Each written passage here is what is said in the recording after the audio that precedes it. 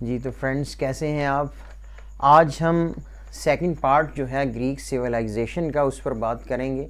First part को हमने जहाँ पर एंड किया था वो ग्रीक ड्रामा था, जो कि बहुत फैंटास्टिक पार्ट है ग्रीक सिविलाइजेशन का। अब हम बात करेंगे downfall of Greek civilization. First of all हम बात करेंगे डाउनफॉल ऑफ एथेंस। एथेंस का डाउनफॉल जो है वो ग्रीक सिविलाइजेशन का डाउनफॉल भी हम कह सकते हैं इंटेलेक्चुअली, क्योंकि इंटेलेक्चुअल्स के लिए हमेशा से सेफ हेवन रहा था एथेंस।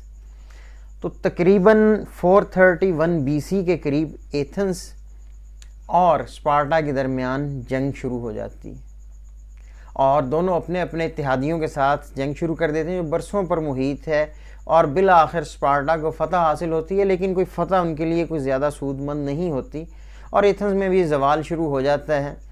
वो इस तरह के 30 अफराद की एक असम्बली बनती है, यूँ कह लीजिए 30 लोगों की एक डिक्टेटरशिप, जो कि जमहूरियत पसंदों को बाहर निकाल देती है कि हम एथेंस के हालात बेहतर करेंगे।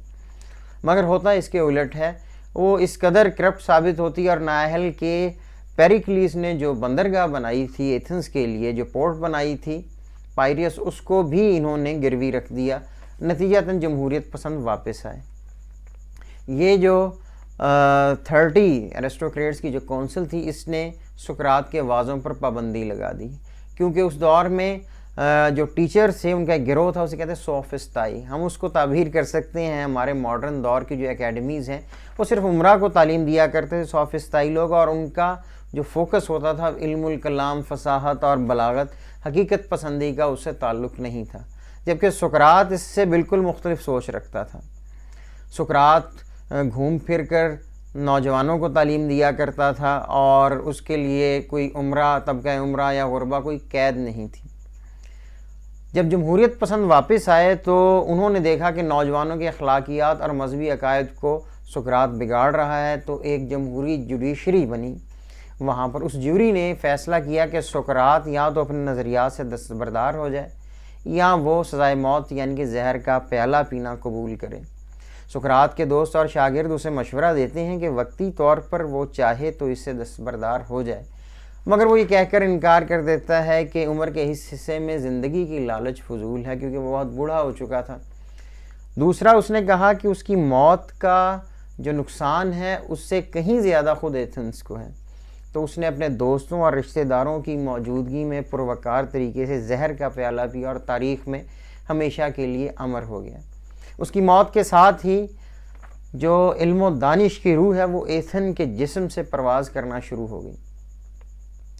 अब हम दूसरे बड़े फ़लसफ़ी का जिक्र करते हैं जी, उसके बाद हम जिक्र करेंगे प्लेटो, अफलातून। अफलातून जो 427 बीसी के अंदर पैदा होता है। सुकरात जो कि गरीब तबके से ताल्लुक़ रखता था, उसका बाप एक संग तराश और उसकी वालदा एक दाया थी, मगर अफलातून इसके बरक्स था तो शागिर्द उसी का, मगर वो एक अरिस्टोक्रेटिक फैमिली से ताल्लुक़ रखता था। उसने इल्म सियासियात पर बहुत ज़्यादा काम किया। पॉलिटिकल साइंस का उसे बाबा आदम कहा जाए तो गलत नहीं होगा, अगरचे अफलातून के बाद अरस्तू के लिए भी ये इस्तेमाल किया जाता है, मगर उसने सबसे ज़्यादा काम पॉलिटिकल साइंस पर किया।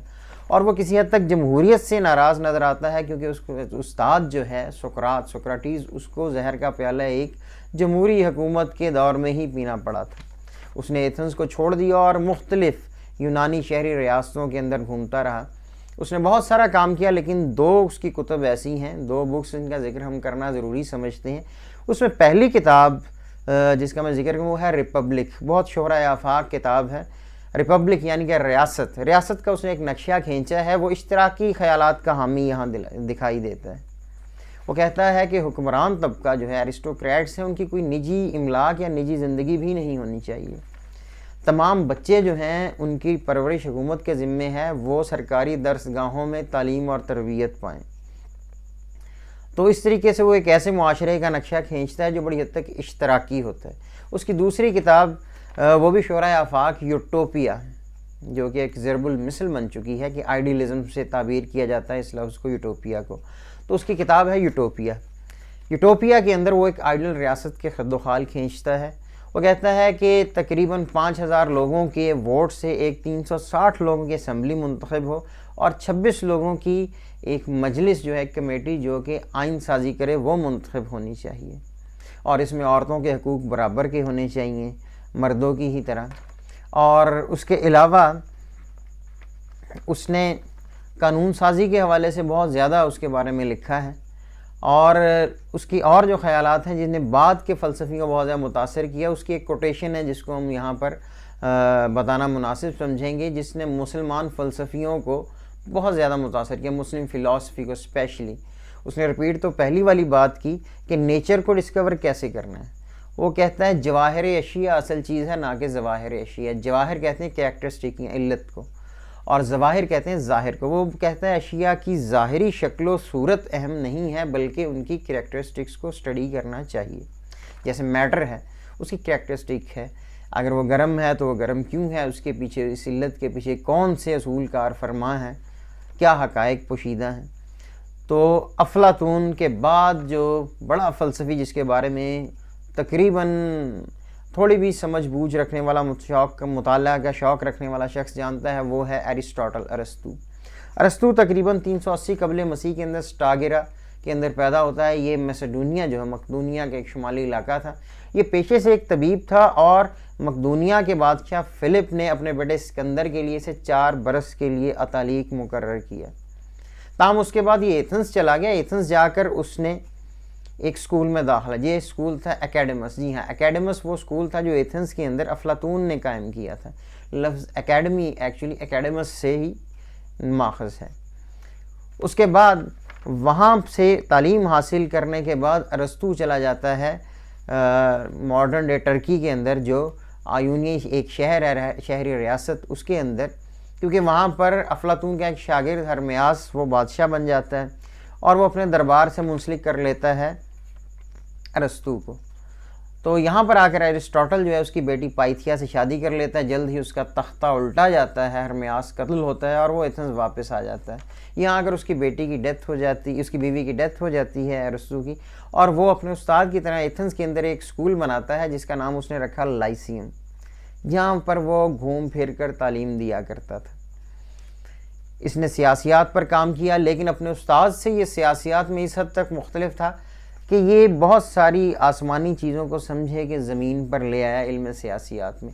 इसने अपने शागिर्द मुख्तलिफ इलाकों में रवाना किया, और 158 के करीब ऐसी दस्तावेज़ात जो थी, डॉक्यूमेंट्स इकट्ठे किए, जिनमें रियासतों के आइन या कवानीन की वजाहत थी, उनको एक जगह जमा कर दिया।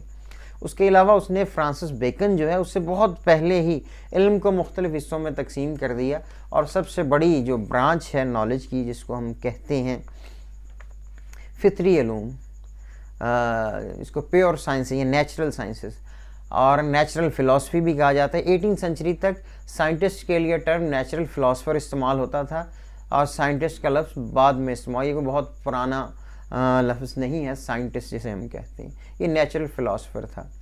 तो उसके अफलातून के बाद अरस्तू जो है, अरस्तू ने ना सिर्फ अपना काम इकट्ठा किया, बल्कि उसने बायोलॉजी के ऊपर और सियासियात, पॉलिटिकल साइंस के ऊपर, और स्पेशली पोइट्री के ऊपर, बोतिका उसकी एक बहुत मशहूर तनकीद है जो पढ़ने से ताल्लुक़ रखती है, तारीख़ के ऊपर उसने अमलन बहुत काम किया, और अपने से पहले वालों का भी वर्सा इकट्ठा करके आगे आने वाली नस्लों के लिए रख छोड़ा। तो हम अगर एरिस्टोटल की बात करें तो उसके असरात बहुत ज़्यादा थे। अब हम बात करते हैं कि यूनान के अंदर आर्ट की, आर्ट के हवाले से हम पहले बात कर लें मुसव्वरी की। जो पेंटिंग है, पेंटिंग की कोई शाहकार तो महफूज नहीं, लेकिन तारीख़ की कुतुब के अंदर बहुत तफसील से इसका ज़िक्र है। इसके हवाले के लिए हम एक छोटा सा वाक़या बयान करते हैं कि रियासत जो कोस, जो कि मॉडर्न टर्की के अंदर थी, आयूनियाई स्टेट थी कोस, उसके अंदर एक बहुत मशहूर मुसव्विर था एप्लीस। एप्लीस का उस दौर में जो राइवल था, उसका मद्दे मुकाबिल था, वो रोड्स के अंदर एक बहुत मशहूर मुसव्विर, उसका नाम था प्रोटोजीन्स। प्रोटोजीन्स के हालात मुआशी कुछ अच्छे ना थे। यूं ही एप्लीस के दिल में आया, चलो प्रोटोजीन्स को रोड्स में जाकर मिलते हैं। जब वो वहाँ पहुँचा तो वहाँ एक बूढ़ी औरत मौजूद थी, प्रोटोजीन्स मौजूद ना था। जब उस बूढ़ी औरत ने उसका तारुफ पूछा कि जब प्रोटोजीन्स आए तो उसे क्या बताए, तो एप्लीस ने ब्रश से एक बारीक लाइन पैनल के ऊपर खींच दी और कहा, ये लाइन दिखा देना, वो समझ जाएगा मैं कौन हूँ। उसके बाद प्रोटोजीन्स आता है तो वो बूढ़ी औरत बताती है कि एक शख्स आया था, उसने नाम नहीं बताया, ये बारीक लाइन पैनल के ऊपर खींच किया। उसके बाद प्रोटोजीन्स को शक गुजरता है यकीनन ये एप्लीज हो सकता है। वो उसके बराबर और बारीक लाइन एक नफासत के साथ खींच कर उस औरत को कहता है अगर वो शख्स दोबारा आए तो उससे ये लाइन दिखा देना। दोबारा जब जाता है एप्लीज तो वो उन दोनों लाइनों के दरमियान उससे भी बारीक लाइन इंतहाई नफासत से खींच देता है। प्रोटोजीन समझ जाता है कि ये एप्लीज के अलावा और कोई नहीं हो सकता और बतौर उस्ताद उसका इस्तकबाल करता है। प्लाइनी दी एल्डर ये जर्मन प्लाइनी दी एल्डर जो है ये रोमन मौरख भी है और जनरल भी है, उसकी किताब में हमें इसका तज़किरा मिलता है। यहाँ तक कि एप्लीज का बहुत सारा काम बतौर ख़जाना जूलियस सीज़र ने जमा कर रखा था। तो उसके बाद अगली बात हम करेंगे मुजस्समा साजी की। इस फ़न के अंदर तो बहुत ही ताक थे यूनानी। उनके यहाँ जो स्कूल ऑफ थॉट पाया जाता था वो इंसानी चेहरे के नकूश, आंखें, नाक, इस बारे में बड़ी महारत रखते थे। और इस वीडियो के लिए हम जो तस्वीर इस्तेमाल करेंगे वो बुनियादी तौर पे उसी आर्ट की ही एक रिफ्लेक्शन होगी, देखकर आपको बड़ी हद तक अंदाज़ा हो जाएगा। इस हवाले से हम किसी शख्सियत के जिक्र करेंगे, प्रैक्सिटलीस 360 BC 360 कबल मसीह के अंदर इसको एथेंस के अंदर हायर किया गया ताकि ये मुख्तलिफ मुजस्समे बनाए। तो इसने एक मुजस्समा जो भी महफूज है यूनान के अंदर, मोहब्बत की देवी एफ्रोडाइट का मुजस्समा, जो कि यकीनन बहुत ही बड़ा शाहकार समझा जाता है। 1877 में कदीम यूनान के अंदर एक्सकवेशन हुई, खुदाई के दौरान एक और बड़ा बेहतरीन मुजस्समा बरामद हुआ। उसके अंदर डायनिसस जो कि सबसे बड़े जेवस देवता का बेटा था, याद रखें डायनिसस से ही लफ्ज़ देवता आर्याई ज़ुबानों में आया। तो डायनिसस को गोद में उठाया हुआ है हरमस ने। हरमस एक देवी थी जिसके ज़िम्मे जीवस ने ये लगाया था कि वो परवरिश करे डायनिसस की। तो ये खुदाई के दौरान बरामद हुई। ये यूँ समझें कि बहुत बड़ा शाहकार समझा प्रैक्सिटलीस के हवाले से। और अगर आगे हम आर्ट के मज़ीद बात करें वो है आर्किटेक्चर। आर्किटेक्चर की भी बहुत सारी मिसालें बिखरी पड़ी हैं। आज भी पिलर्स के ऊपर एक मखरूती सी शक्ल जो बहुत सारी तालीमी दरसगाहों के अंदर भी इस्तेमाल किया है, बुनियादी तौर पर कहा जाता है वो भी यूनानी सिविलाइजेशन से ही सब कुछ लिया गया है। लेकिन अगर हम बात करें आयूनियाई शहरों के अंदर, उनके यहाँ एक यूँ समझे वंडर ऑफ द वर्ल्ड, कदीम दुनिया के अजायबात में एक मकबरा है हेलिकार्नसस का। कारिया की रियासत थी, उसका बादशाह मोसोलोम मर गया तो उसकी बीवी अरतमीस ने उसकी मोहब्बत में एक शानदार मकबरा बनाया जो बहुत सारे सतूनों के ऊपर मुश्तमिल था। दरमियान में ये सतून एहराम मिस्र की तरह एक मखरूती शक्ल इख्तियार कर लेते हैं और तारीख़ में ये ज़िक्र मिलता है कि बहुत ही खूबसूरत था। तमाम ज़लज़लों और रोमन्स और मुख्तलिफ़ अक़वाम के हमलों के बाद उसके महज निशानात ही बाकी हैं। तो यहाँ तक उसका असर था, कहा जाता है मोसोलोम जिसके लिए मकबरा बनाया गया था, लफ्ज़ मुसलियम बुनियादी तौर पर मकबरा जो है इंग्लिश के लिए मुस्तामिल है ये लफ्ज़, ये भी मोसोलोम से ही माख़ज़ है। अब आगे हम बात करते हैं सिकंदर का अरूज और यूनान का ज़वाल। ये भी एक बड़ी दिलचस्प सी बात है। यूनानी सिविलाइजेशन जो यूनानी तहज़ीब है उसका ज़वाल शुरू हो जाता है सिकंदर के अरूज के साथ ही। जी हाँ, मकदूनिया का रियासत का हुक्मरान फ़िलिप्स जो कि इंतहाई चालाक, सफारतकार, होशियार आदमी था, उसे मालूम था कि पर्शिया फ़ारिस एक ऐसी सल्तनत है जिसके बारे में यूनानी बहुत जज्बाती हैं। उसने तमाम शहरी रियासतों को अपने अंदर ज़म करने के लिए एक स्कीम बनाई और फ़िलिप ने 338 कबल मसीह 338 BC के अंदर चेरोनिया की जंग के अंदर एथेंस को हरा दिया, एथेंस और उसके इत्तेहादियों को। और मुज़ाकरात के लिए उसने एथेंस भेजा अपने बेटे सिकंदर को और जाकर उसने ये बावर करवाने की कोशिश की कि वो तो एक मसीहा है ईरानियों के ख़िलाफ़, लिहाजा एक यूनियन कायम की जाए ताकि हम फ़ारस के ख़िलाफ़ एक मुत्तहदा महाज कायम कर सकें। यूनान ने ईरान के ख़िलाफ़, पर्शिया के ख़िलाफ़ जिस जंग की इब्तदा की सिकंदर ने, उसकी बुनियाद उसके बाप ने रखी थी और उसके लिए बड़ी हद तक वो तैयारी कर चुका था। मगर इस हमले से कुछ देर पहले ही एक साजिश के नतीजे में फ़िलिप्स की मौत हो जाती और उसकी मौत के बाद उसका बेटा सिकंदर जो है वो उसके प्रोग्राम को आगे बढ़ाता है। अब यूनान की जो शहरी रियासतें हैं उनकी सियासी खुद मुख्तारी बड़ी हद तक ख़त्म हो चुकी थी और वो मकदूनिया की रियासत जो है उसके अंदर ज़म हो चुकी थी। 334 कबल मसीह 334 BC के अंदर यूनान को छोड़कर फ़ारसी इलाकों के अंदर सिकंदर दाखिल हो जाता है और एक बड़ी जंग की इब्तिदा होती है।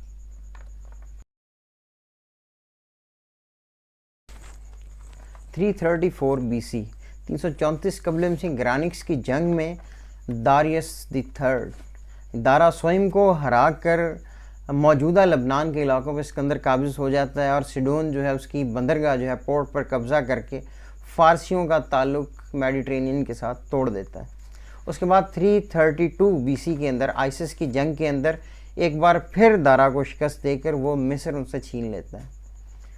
मिस्र जाकर वो एक नए शहर की बुनियाद रखता है साहिल पर, सिकंदरिया, अलेक्जेंड्रिया।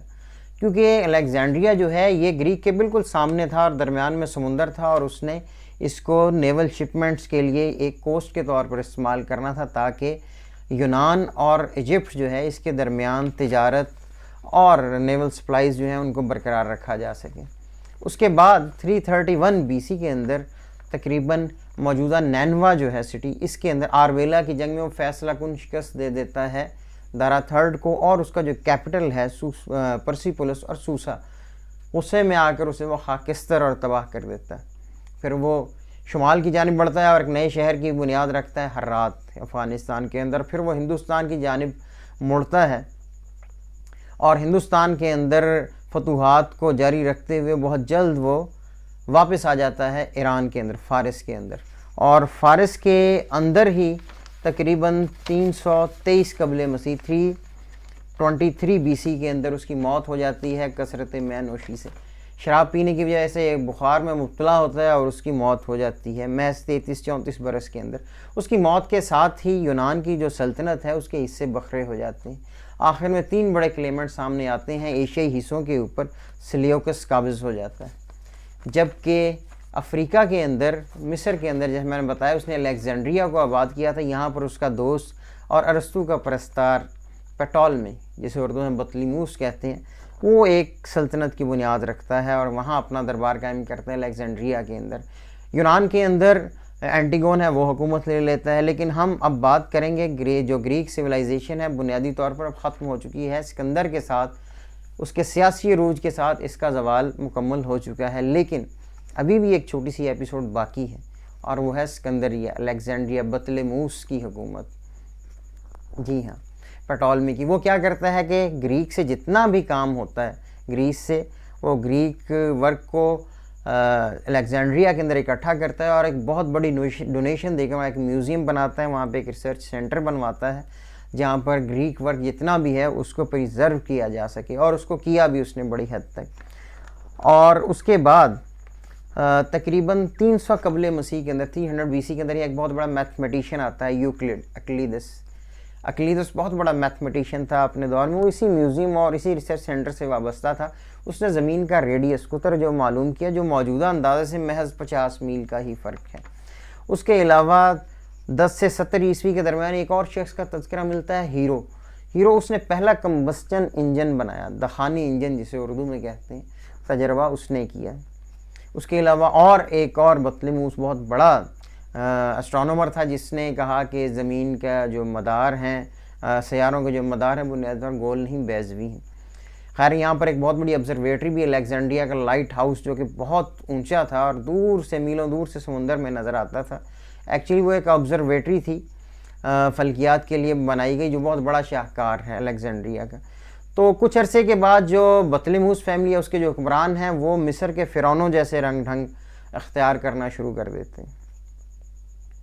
अब उसका नतीजा क्या होता है कि वो इस रिसर्च और डोनेशन से हाथ उठाकर ख़ुद भी डिक्टेटरशिप के अंदर मुब्तला हो जाते हैं और बिल आखिर रोम उन पर कब्ज़ा कर लेता है। बतलेमूस या पेटोलमी की फ़ैमिली की आखिरी जो हुक्मरान है वो एक औरत थी जिसके बारे में बहुत सारे लोगों ने सुना ही होगा, क्लोपेट्रा। वो आखिरी हुक्मरान थी इस फैमिली की। यहाँ दरबार की ज़ुबान यूनानी थी, तो बहुत सारा काम रोमनों के हमले के दौरान ही तबाह हो चुका। अगरचे बाद में मुसलमानों पर इल्ज़ाम लगा। मुसलमानों के मिस्र में हमले में बुनियादी तौर पे ईसाई राहिबों की एक लाइब्रेरी तबाह हुई थी, मगर ये जो ग्रीक वर्क बहुत सारा वो रोमन्स के हाथों तबाह हो चुका था जब जूलियस सीज़र और उसके बाद रोमनों ने हमला किया और मिस्र जो एक वैसल स्टेट बन गया। कभी इजिप्ट वैसल स्टेट बन जाता था रोम की और कभी पर्शिया की। तो उसके बाद हम क्रिटिकल एनालिसिस करेंगे ये जितनी भी सिविलाइजेशन है, ग्रीक सिविलाइजेशन का इन्फ्लुएंस बहुत ज़्यादा क्यों था। एक तो इंटेलेक्चुअल डेवलपमेंट बहुत ज़्यादा हुई, पब्लिक एडमिनिस्ट्रेशन के अंदर उन्होंने बहुत ज़बरदस्त काम किया और वो काम ये था, उन्होंने एक डेमोक्रेटिक टाइप सिस्टम बना लिया। डेमोक्रेसी के अंदर ये गुंजाइश मौजूद होती है कि वो बहुत सारे फैसलों के अंदर लचक रखते हैं और बहुत सारे फैसलों यू टर्न लेकर उनको बेहतर कर सकते हैं, जबकि बादशाहत, डिक्टेटरशिप या ओलिगार्की के अंदर इसकी गुंजाइश बहुत कम होती है। इस वजह से इंटेलेक्चुअल डेवलपमेंट को भी वहाँ काफ़ी स्पेस मिली और बड़ा पुरसुकून रहा काफ़ी ज़्यादा अरसा। जंगो जदाल के बावजूद भी वहाँ पर बहुत हेल्दी काम हुआ, साइंस के हवाले से, आर्ट के हवाले से, हर हवाले से। और इंसानी जो तारीख़ है, जो ह्यूमन सिविलाइजेशन है, उसके अंदर उनका कंट्रीब्यूशन बहुत ही ज़्यादा था। तो हम इसको सम अप करते हैं कि इसके अंदर एक इंटेलेक्चुअल डेवलपमेंट, एक पब्लिक एडमिनिस्ट्रेशन, और ये जो दो एलिमेंट हैं, ये किसी भी तहज़ीब जो हम बाद में सिविलाइजेशन को स्टडी करेंगे और जो इसके अलावा दीगर सिविलाइजेशंस हैं, उनमें किसी के जो इम्पैक्ट और इन्फ्लुएंसेस वो इतने ज़्यादा नहीं थे। और आखिर में जो मुस्लिम्स थे, मुस्लिम्स ने ईस्टर्न रोमन एम्पायर से ही ग्रीक वर्ड को इकट्ठा करके उसे पॉलिश किया और मुस्लिम स्पेन के ज़रिए उसको वेस्टर्न यूरोप को लौटा दिया। तो कैसा लगा आपको ये एपिसोड? इसको लाइक और शेयर कीजिएगा और कमेंट भी कीजिएगा। तो इस सिलसिले में जो ग्रीक सिविलाइजेशन वो मुकम्मल हो चुकी है। हम इसकी नेक्स्ट जो एपिसोड है किसी और सिविलाइजेशन को इस तरीके से शुरू करेंगे। तो लाइक और शेयर करना मत भूलिए। इंशाल्लाह जल्द मुलाकात होगी। अपना ख्याल रखिएगा। शुक्रिया।